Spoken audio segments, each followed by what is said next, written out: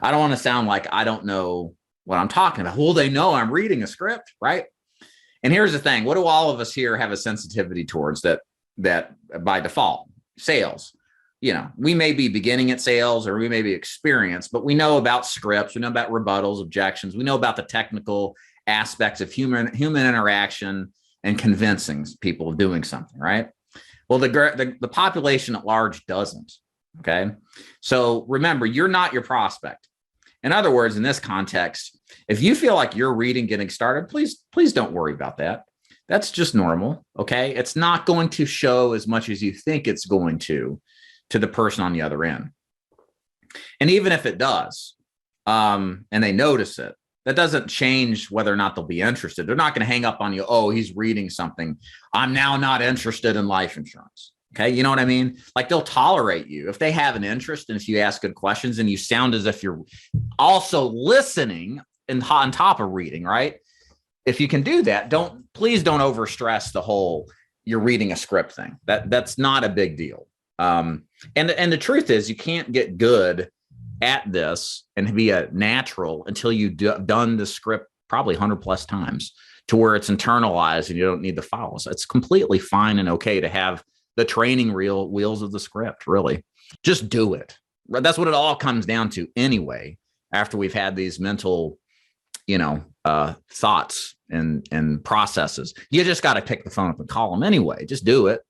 And when you do it, you realize all those fears and concerns kind of aren't nearly as big of a deal as you thought they were. So here's the thing that all of us run up against is that we're all painfully aware that we're ignorant to start, right? And I mean that in the nicest way possible. Like we get started, there's the fear, it's the performance anxiety, right? We're on stage, we're picking up the phone, we're going to see somebody. It all is real now, right? Acting in the moment is way different than, sitting in your armchair and criticizing, like I'm doing right now, right? So what's the solution? Well, there's no easy way here. You just have to do it. And if you got to read your script to start with, what'll happen after you do this a number of iterations is you start to internalize the stuff. The speed at which we internalize, meaning memorize, is different from person to person. But repetition, like Aaron says, frequency leads to proficiency. You will eventually remember this script and it will become internalized in your mind. Again, maybe 50 to 100 presentations. But it's going to sound ugly. It's going to sound choppy in your mind when you first start. Accept that because it's not going to be that. But the main thing is, how does the client take it? If they're interested and they want to listen about life insurance and, you're having a halfway decent conversation, they'll put up with that sound of a script, sounds scripted, if they even think that. If I was running a scam, chop shop, I would just be looking for the low hanging fruit. The people who are going to go right along with my BS, like people who send out print scams, right? Like they don't sit there and build rapport. They just, I got $1 million for you and we need to deposit an American account right away. You can take half of it. Just send me your bank information. There's no rapport building. There's no build up, right? You go right for the jugular if you're a scammer and it's a massive, volume game.